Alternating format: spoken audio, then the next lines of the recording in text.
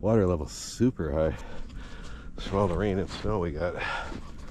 We got a ton of rain before it started snowing last night, so I'm sure if all that had been snow and not rain and snow, we would have probably gotten 10-12 inches easy, maybe more.